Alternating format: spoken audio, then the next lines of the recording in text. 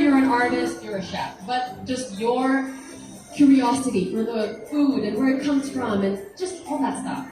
Let's put it this way, as early as I can remember, let's put it. I was born and raised in Angeles City, Pampanga. So, as if it's my birthright to be in the kitchen. We just love eating. And, as Kapampangans, like the kitchen, the dining room is a center of our universe. I'm the 9th of 12 children. Wow. So that's why they call me Cloud 9. Since I was small, number 9 ako eh. So Cloud 9 is not Claude. Excuse me. So, kaya tama yung pronunciation mo. So, the thing was, like, even when we were small, I'm being one of the youngest, so we were made to help out in the kitchen, in my mother's kitchen. So that's where I learned the rudiments of cooking. So even move as a teen now, but as early as I can remember, I always loved to draw. A child, this is all about education, right? A child learns how to draw and paint before he can write, read and write. Do you know that? Like doodling. Doodling, Right. yes.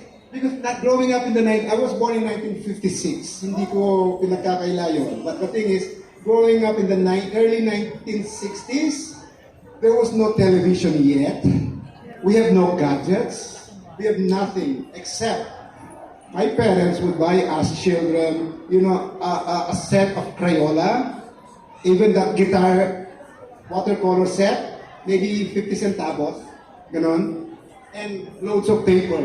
So that was our playground. And it's the child's, the mind is like what imagination can produce. So as far as I was concerned, painting, drawing was child's play. Ito yung aming babysitting tool. Meaning, pag walang magawa yung and then we would go out, play patintero, the usual outdoor activities.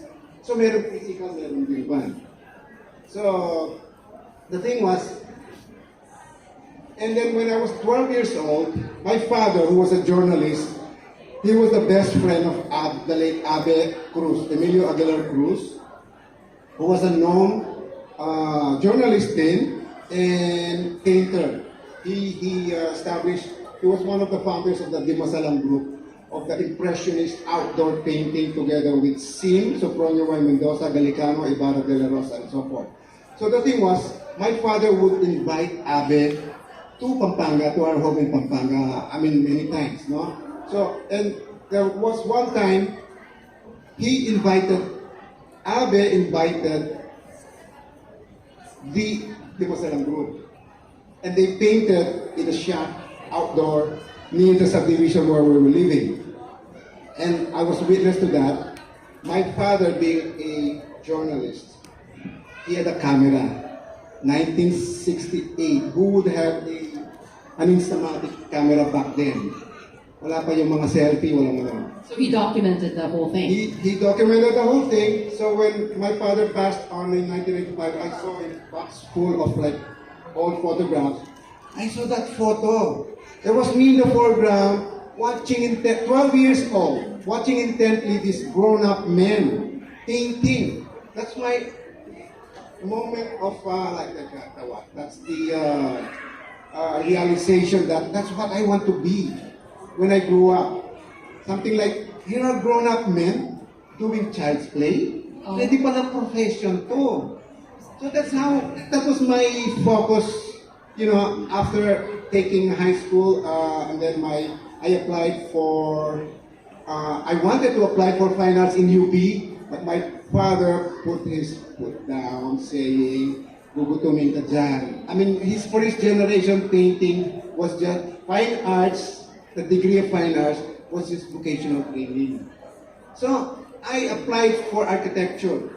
Ay, akala ko sabi niya, gugutumin ka dyan. That's why you started cooking. No. Okay, yung cooking came much later on kasi nung nalaman niya magluluto ako, marunong pala ako magluto. You are one artist na hindi ka gugutumin, sabi niya. So, move fast forward. Si Abe, by the way, is the father of Larry Cruz, of the LJC group of restaurants. Kaya yung Abe restaurant Yes, was that's named right. after him, and the other farm in Magala, Pampanga. So the thing was, when I was still in UP studying architecture, talagang napo-born na rin ako, gusto ko talaga mag-paint. So in my free time, I was painting, outside of my classes. So, and then on weekends, Saturdays, I would go take the jeepney, the bus, and then the jeepney all the way to Luneta, the Rizal Park, and then walk towards Arquisa on Mabini to visit Tatang Abe and show him my works. And then he will critique them, he will show me a trick or two, and then. So, that's how it was. I mean, he was my mentor in painting. And then finally, I did not finish architecture, but basically, until now, they consider me an alumnus of the College of Architecture. But I had to just show something to my father that I finished, a diploma, AB Economics. So. And now here you are. Yeah, but I think if I were going to go through my life again, I will do the same thing. For one, it gave me, these two disciplines gave me a well-rounded education. I am one artist who can manage my own affairs. I cannot say that to other artists. Diba? They need managers. Usually the wives, the spouses. So the thing is, I was able to, over the years, being an artist, there's nothing to stop you from doing many things. Right, So right, it's the, you develop skills. And then, I would not say talent. You know that who said it? Thomas Edison? Genius is 1% talent and 99% labor. Hard work. And if you ask me where I get my inspirations, I feel, with so many things that I do, I feel that I'm just an instrument from a higher being. He gives you that inspiration. If you do not act on it, then it's just that. It's just an idea that passed through you. So ako pag mayroong idea na dumating, because I am so, basically I train myself. It's the skill. It's like if you're talking about language, you're a linguist, speaking in multiple languages at the same time. But my thing is, my languages are painting, sculpture, furniture design, that has been my bread and butter, and then the cooking. The cooking came about because of my mother. I'm just a home cook that went out of my comfort zone and cooked publicly. Amazing. Yeah. You're the multilingual. Yeah. You can just say multifaceted, multi-medium artist. What do they call cooking culinary arts in the first place? So for me, it's all the same creative, that creative intuition that you have to create and keep moving. And if you keep on writing, whatever discipline that you are into, your passion, you follow your heart. Right. And the art will come. Oh, that's a good one. You keep on writing. Look at Rio Alma. He posts on Facebook palagi, may poem every day. That's his discipline. And it just comes naturally. Kasi tuloy-tuloy yung araw-araw. Huwag ka magtama. Kung tama, there are like even in diet, di ba, meron cheat day. You relax, you chill out, and then, then the following day it just comes again. So, that never works ganun for yun. me. Yeah. One thing leads to another, a continuous wall. Yeah, so, you did that, I suppose, and now you have all of these books that we need to talk about. Yes. Why don't you take us briefly through all of these books that you have here? Yeah, so the first book, Yeah, which one? it's called Food Tour. Okay. It was published by Anvil. It's being sold in their booth right there. And this was published in 2007. And basically, it's a compilation of my food column in the Philippine Star, which I started in year 2000. So at that time, year 2000, I was already an established artist, meaning painter and sculptor. But then, one day, the lifestyle editor of Philippine Star, Milet Manangkil, called me. I'll give you a column, a space. Sabi niya, you can just contribute, walang pressure. And you can write about anything. And at that time, talagang, I cannot write about my art. I'm not one of those artists that I, self-promote. So what I wrote, what I was really, para bang sa akin, my other passion would be food and travel. Eating out. Remember, 2000, wala pang ano nun, wala pa yung mga vloggers, wala pang internet, wala pang So the thing was, like, so this is basically a compilation of my best articles, span of 7 years. Okay. And not only that, since it's a black and white book, it's about the essays of my travels. And I did recipes. And then I did pen and ink drawings. So I call this my 3-in-1 book. The artist, the writer, the painter, and the cook. Wow. So, ito siya. I did the drawing here sa watercolor. It's like the Claude Tayag show. Yeah, Yeah, so you did that's everything. Yeah. Right here. Okay, all right. Akala ko nga auto-print na yan eh. So, andyan pa pala. So, there. Nice, nice. What And about this and then one? the second book came like 5 years later. It's called Linam Nam. I co-wrote this with my wife, Mary Ann. Aww. And the thing was, we traveled around the Philippines. I mean, from my writings in the Philippine Star, this spawned more writings on food. So I will not say these are restaurant reviews. Linam Nam, as the subtitle says, eating one's way around the Philippines. This is a culinary guide, a culinary mapping, so-called. If you like go to Ilocos Norte, Ilawag, what do the natives eat there? So this is not a guidebook like Lonely Planet where to stay, where to eat in the best restaurant, or Japanese here or Italian there. This is all local, native, meaning what the locals eat in each locality. Wow, okay, love So, that. there. And then at the back would be a photo with Anthony Bourdain. Oh my gosh, This that's was right. taken Did in you feed 2008. him sisig?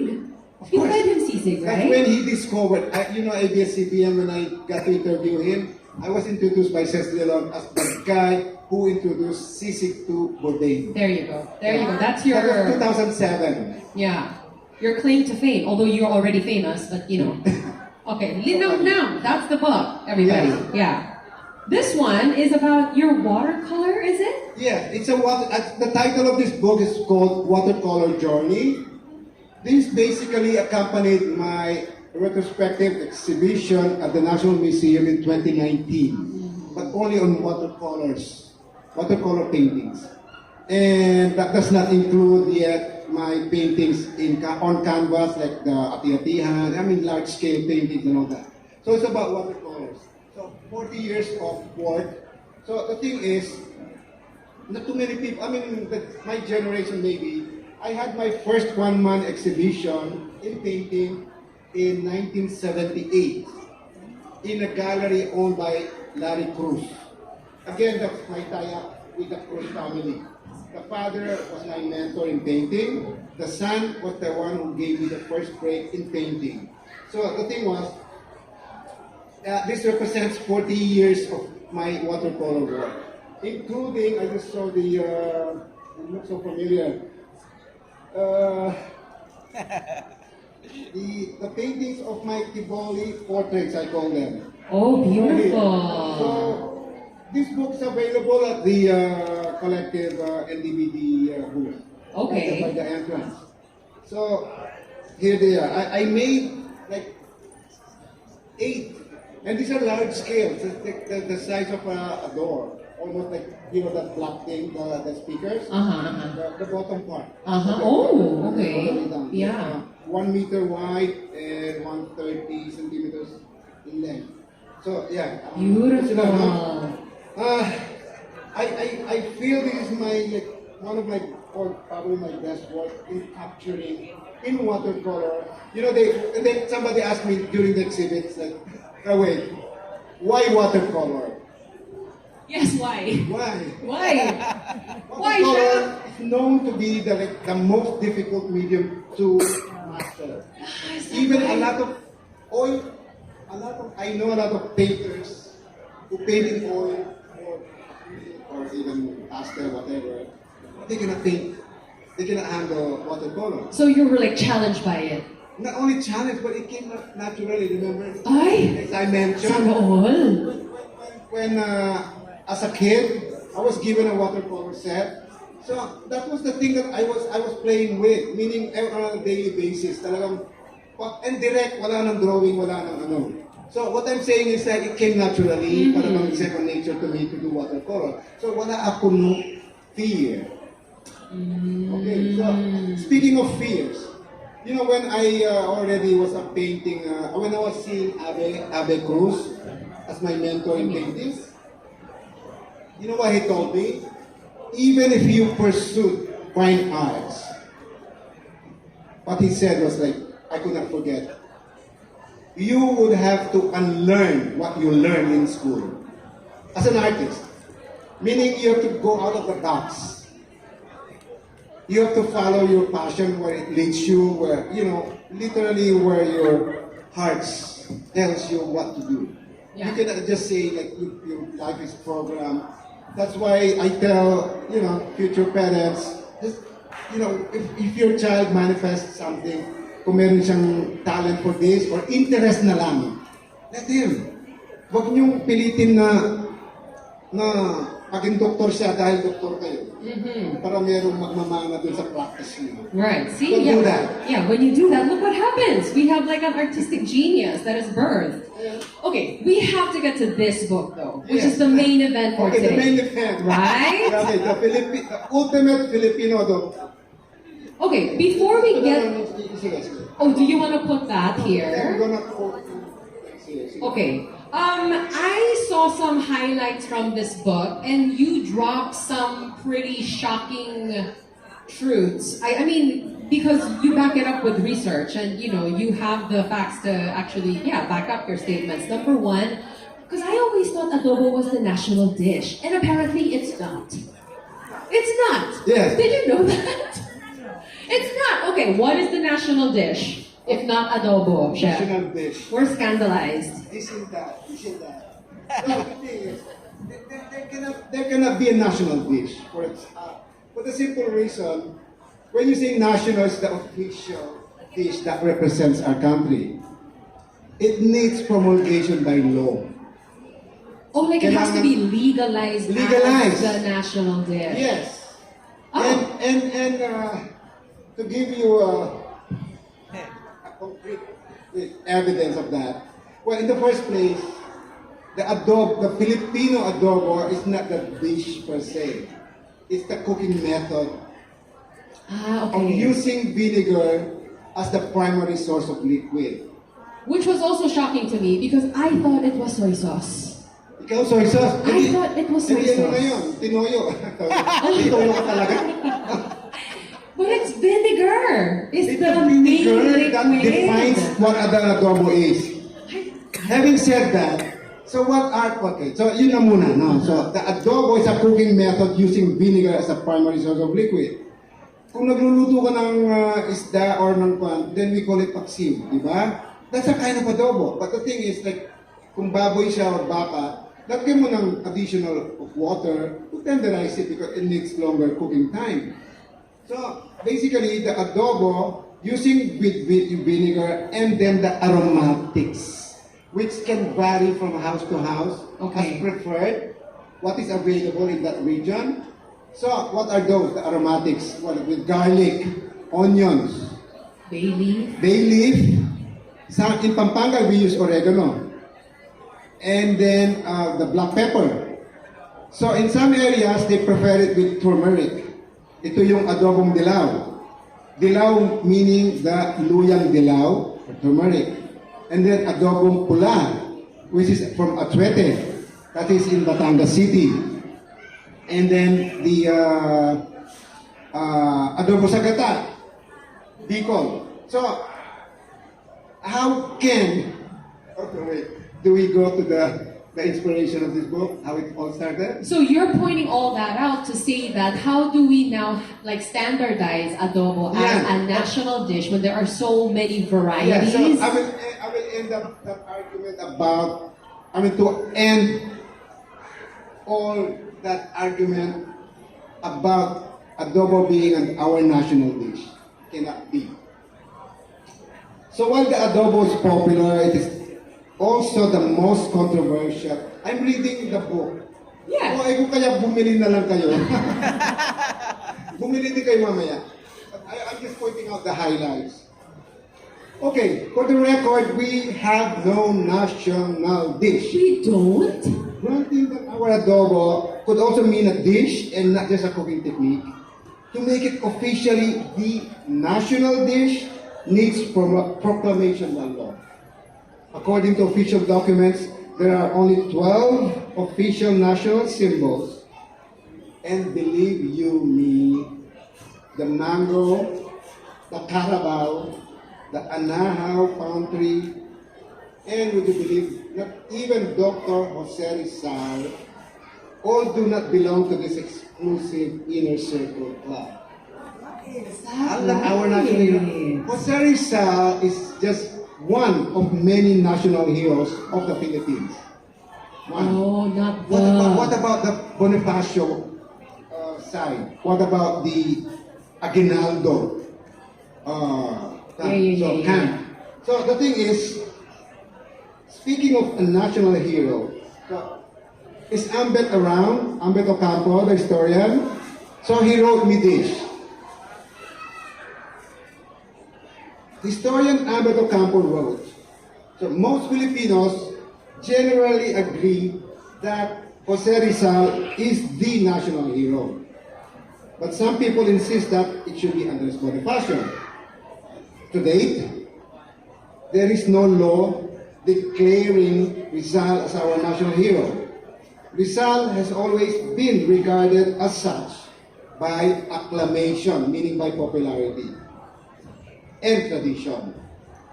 And so it is with our adobo being called as our national dish, erroneous as it may be, by acclamation and tradition.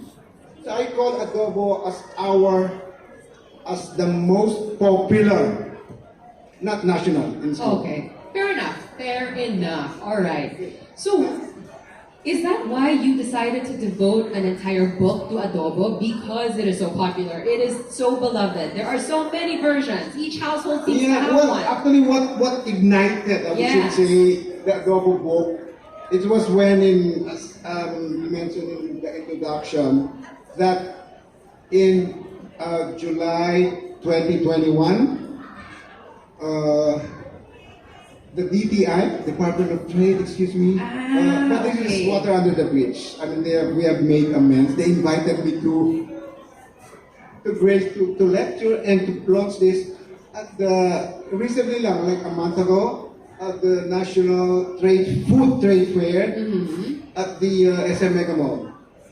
Okay. So I was there as a guest speaker and launched this. And it was sponsored by DTI. But you had no like... research. So it was like this. They announced on media that they were going to standardize the adobo recipe. Of course, everybody protested, no?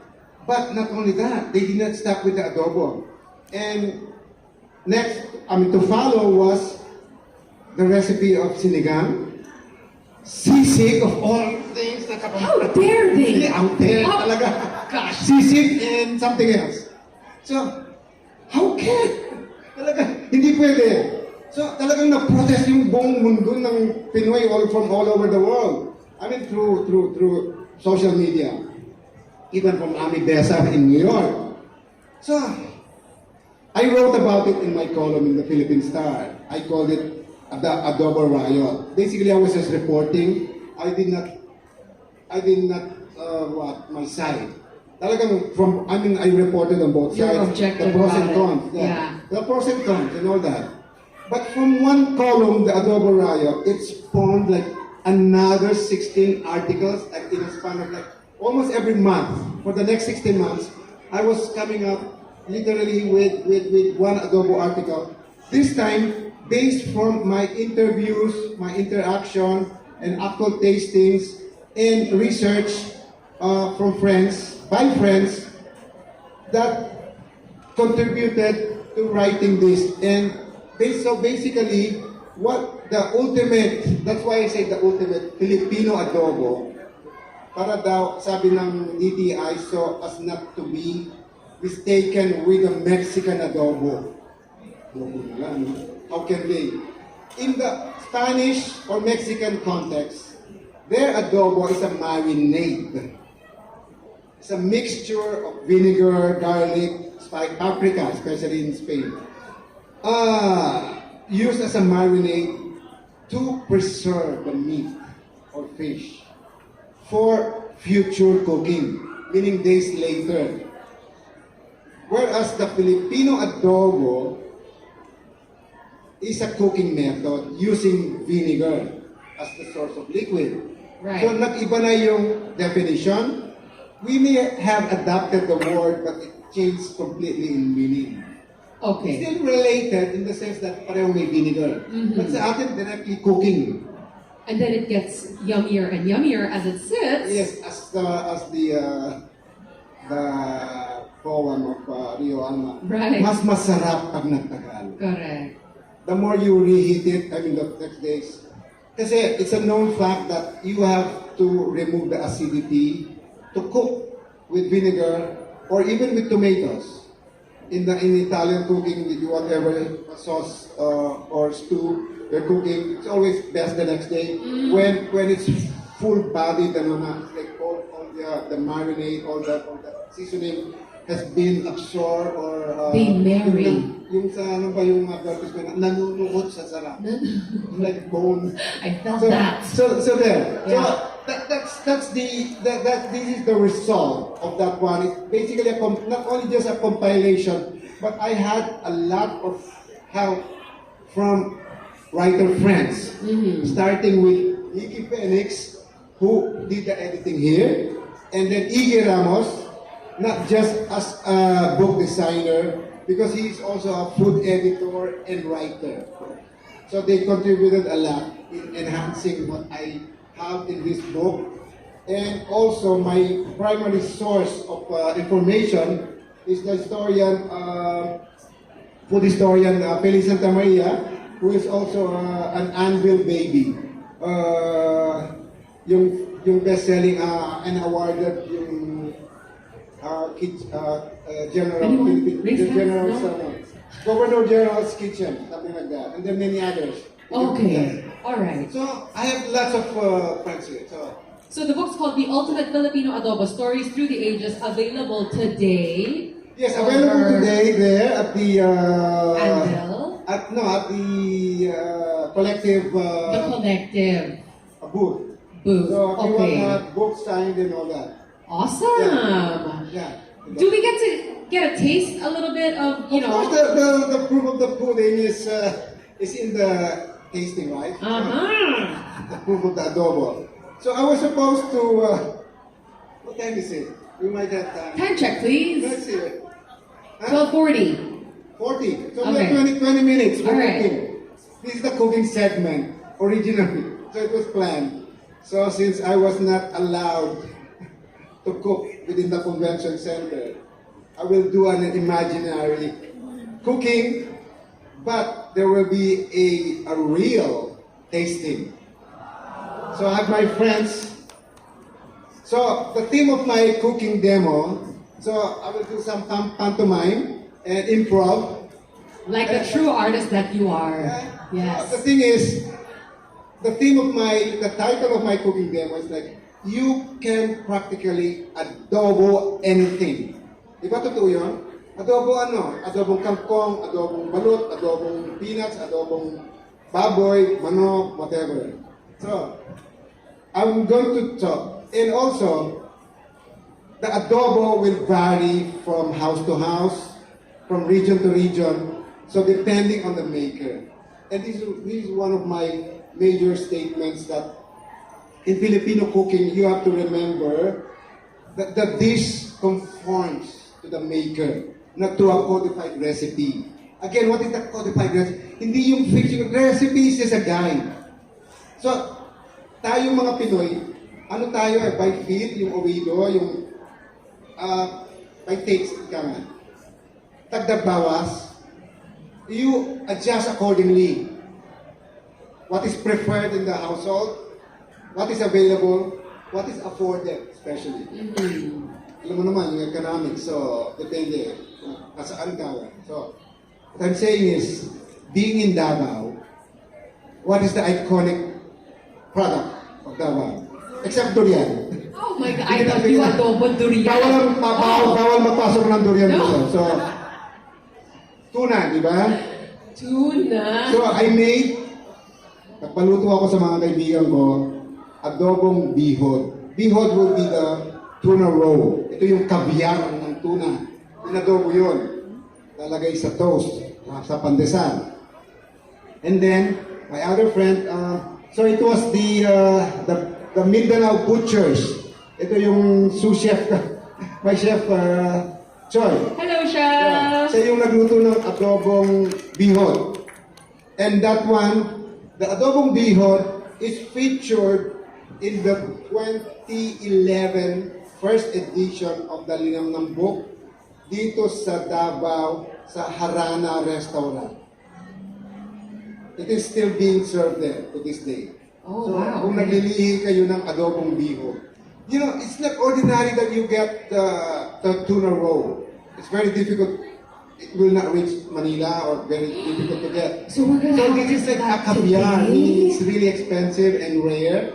So you will have that as pre-tasting. And then my other friend, si Olive, where are you? Olive Puentespina of Malagos. She's there, diba? Yeah. Please stand up. Raise your hand. She did the adobo, the quesong puti, na fried. Is it in butter or olive oil? Olive. Oh, olive oil. Tignan mo yan. So, yun ang matitikman nyo na adobo. I think you can pass that around. Yeah, Chef can we do Choi, that? you can pass around the food. No, wag na yan. Yung luto na lang. Kasi nagdala ako ng, papakita ko rin sana yung how. Are you familiar with bihod? How it looks like?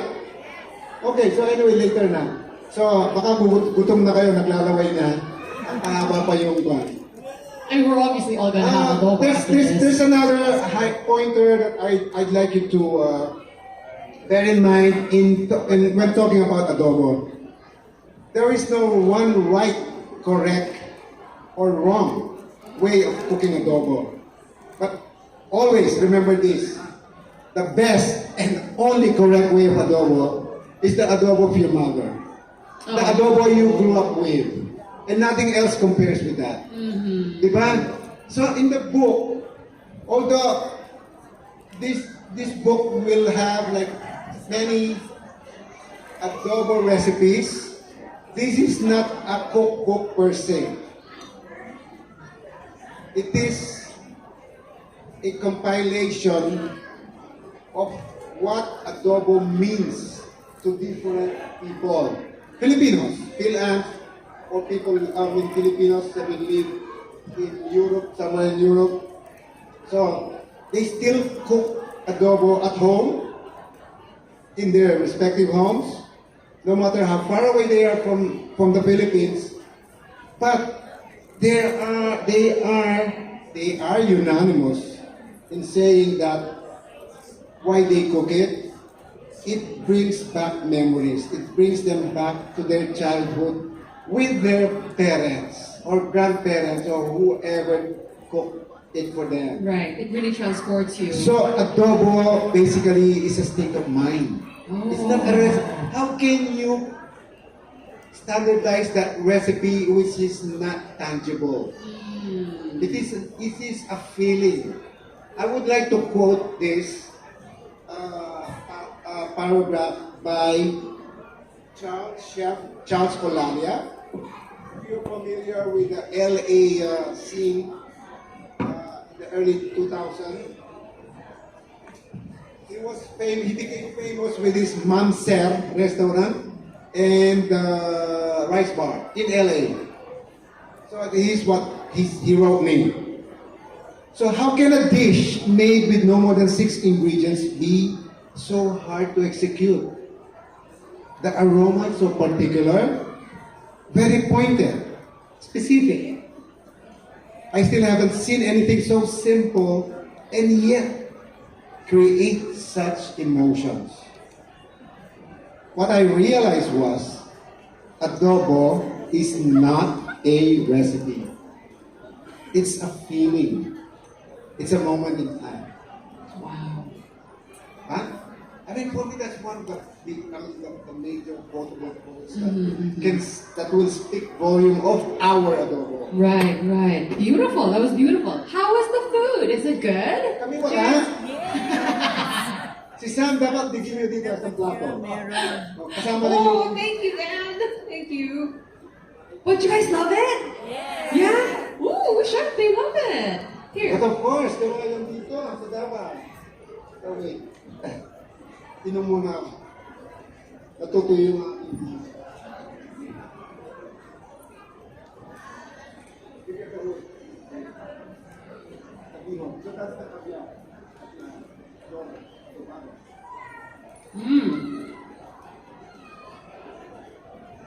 Yum. That's the English. What you just said is the English equivalent of linamnam. So when you say in English, well, yumminess. Hindi pa rin na-capture yun, di ba? Malinamnam, di ba? Malinamnam. That is tasty. Okay. Yeah. Wow. Okay. So, again, the book is called The Ultimate Filipino Adobo, and it's available here at the Philippine Book Festival. I'm sure you would love to grab a copy after experiencing all of this and hearing everything that Chef Claude had to say. Thank you so much for allowing us to even experience, everything that you've talked about today. Any last words, Chef? Well, I guess I've said most everything. Maybe we can ask from the audience if you have any questions. Yeah, do you guys have any? Please feel free, huwag kayong mahiya. Yeah. Although nakakain na kayo, baka tatakbo na kayo niyan. So, ang point ko, when will be the next chance that you will be able to ask me in person? Don't be shy. You can write it down if you're shy to stand up. And nobody will bite you. I will not